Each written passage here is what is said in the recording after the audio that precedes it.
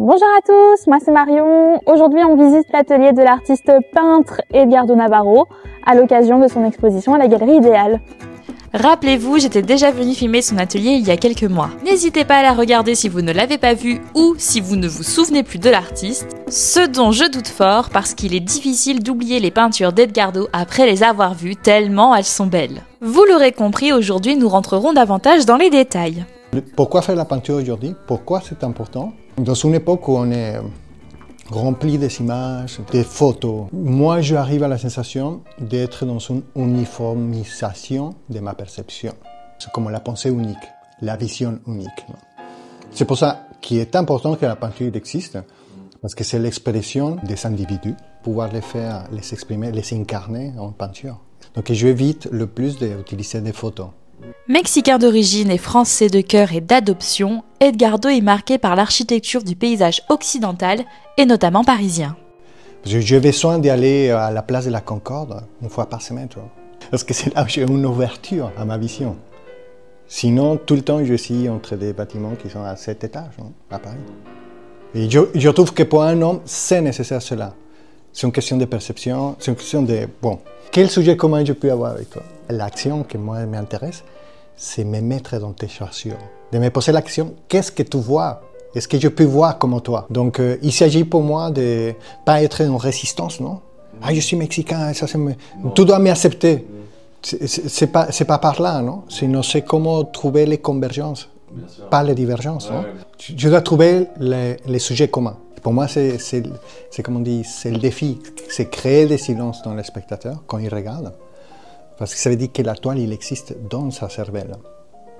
Il est en train de la regarder et c'est là où la peinture existe vraiment. En fait, j'en ai 3 références.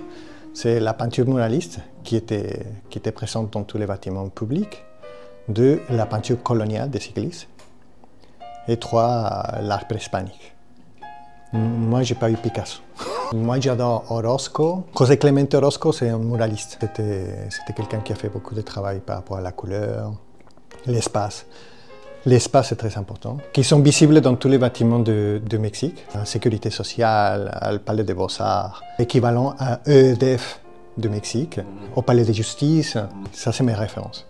Les influences occidentales et amérindiennes de l'artiste viennent à nous par une peinture convoquant à la fois le sacré et le symbolisme. C'est une montagne, donc c'est un lieu sacré pour eux. C'est un lieu un peu mystique. Pour les Wixárika, c'est un peuple de là-bas. Donc ça s'appelle la Sierra de Wirikuta. Je connais déjà cette région parce que moi je suis né là-bas, mais je ne connaissais pas les rituels qu'ils font. Mais on sait que c'est un peuple qui produit énormément d'images. Moi, j'ai toujours été curieux de savoir. C'est quelque chose qui est en accord avec la montagne, non? La montagne, je l'ai travaillé avec vraiment la terre. Et les pigments, presque toute la toile, hein? Tous les fonds de la toile, par exemple, tout ça, c'est des pigments que j'ai travaillé au Mexique, en fait. J'ai récupéré dans cette montagne, que j'ai appris à préparer avec les indigènes, qu'après, je les ai moulinés avec un mortier mexicain qui s'appelle metate. Et après, je l'ai mélangé avec l'huile de lin. Et ça m'a donné comment il s'appelle, cette texture-là. Comment faire la montagne avec la matière de la montagne. La plupart des mes tableaux ils sont carrés, que ce n'est pas tout à fait le triptyque, sinon que c'est le format de retable. Il s'utilisait pas mal à la fin du Moyen-Âge. C'est une sorte d'objet mystique, non? Un objet d'adoration, non? Et qu'on retrouve par exemple à la peinture flamande, que j'aime beaucoup. J'ai essayé de trouver une sorte de dispositifs qui a fait appel à cela, à ce que j'avais vécu dans cette expérience avec les indigènes. C'est une expérience où on a fait des cérémonies. Et par exemple, le feu, il est toujours très présent dans toutes les cérémonies. Entre ce qui est réel, ce qui se passe dans ta tête, c'est la fantaisie, la illusion.